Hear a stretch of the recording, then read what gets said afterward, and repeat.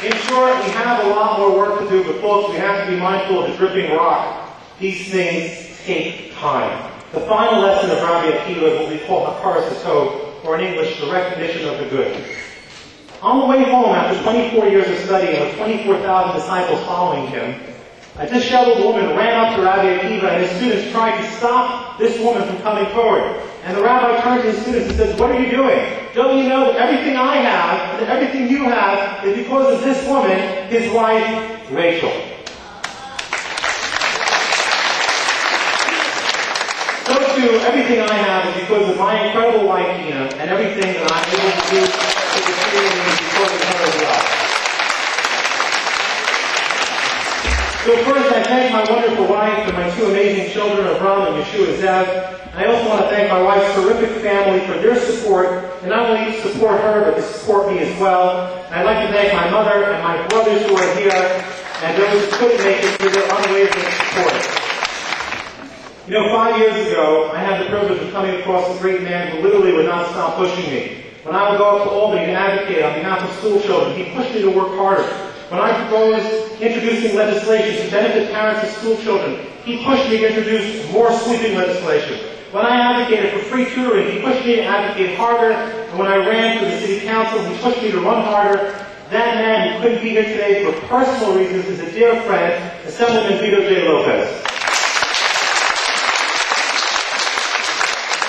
And aside from being a personal friend, he rallied all the troops of Brooklyn's Democratic Party to ensure that I not only had his support, but county support as well, and it made all the difference in the world. This was a victory for all of us, but for county as well. So thank you, Vito, thank you, county, and thank you to the many people out there who worked tirelessly on my behalf.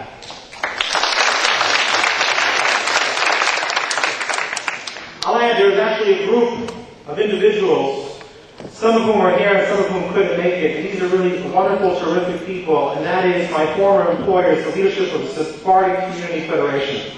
As my employers, they demanded that my focus stay not on the community, but instead focus on helping as many people as possible.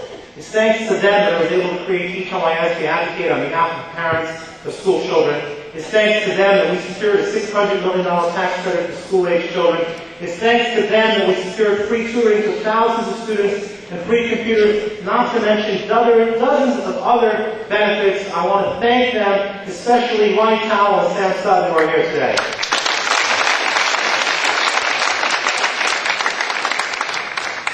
Finally, there's one other person who couldn't be here today. It's not for personal reasons, it's unfortunately because he passed away, and that would be my father. Now, my father, he was my advisor, he was my counselor, he was really my rock. It's so difficult to sum up the emotions of a young single man who loses his father. Without exaggeration, everything I ever did in my life, I did because of my father. When I went to go to college early, it was my father who made it happen. And when I went to law school, it was my father who made it happen. And when I graduated, it was my father who made it happen. And my involvement in politics as well, it was actually my father, as you'll hear in a second.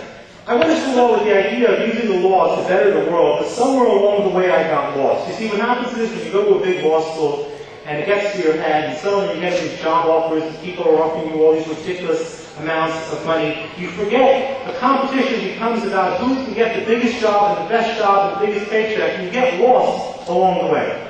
And a terrible thing happened to me, and that was that my father passed away right after I graduated law school. Now what happened was, at this point I had already been working for a large firm in New York, and I was sitting Shiva, the traditional 7 days where you sit and mourn, and people come and they visit you. And there were hundreds of people who came, and I heard hundreds of stories of different people who I had never known, but who my father had helped. And there was one fellow in particular that really, his story shocked me. And that was because he came in and he told me that 1 week ago, he had spoken with my father. This was a fellow who had just started a brand new business, and he was having trouble with this business, and my father encouraged him and advised him on how to do it. And he said, it was very interesting, he said, because your father told me he was in a meeting, that's why he was whispering.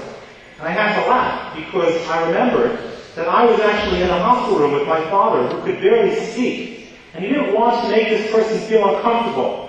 And so, instead of telling this person that obviously he was literally days away from his expiration, he spent an hour on the telephone whispering to this person with his full energy and breath. And I realized then that even after his death, my father helped guide me, because it occurred to me at that point that life is short. And what I wanted to do in my life was not to help rich people become richer, but just to help people, period. And so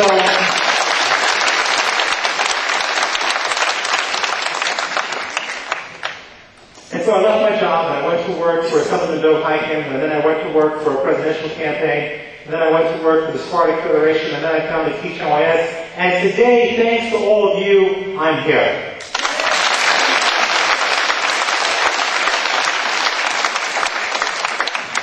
I just want to share one final thought about Rabbi Akiva, and that is, if you think about it, a pretty crazy thing happened to Rabbi Akiva.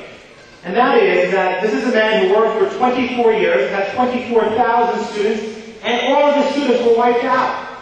Now that's something that can be pretty shocking. For many people, they would say, forget it, I'm done. I just spent a quarter of my life working to educate, to work with people, and all of these people suddenly died.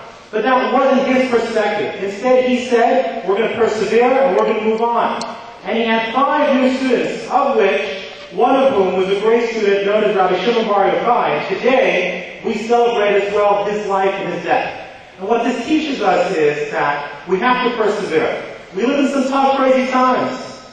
It's insane when you walk down a street in Borough Park and you hear that someone has stolen 5 Torah scrolls. It's crazy when you turn on the radio and when you hear that there was an attempted car bombing in Times Square. But even crazier would be to change our lifestyle.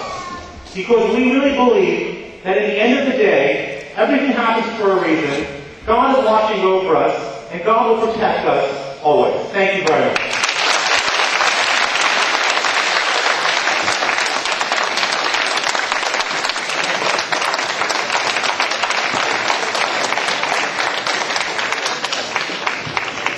Our buffet reception is across the hall. Mazel tov and congratulations to our new New York City Councilman David Greenfield. Thank you very much.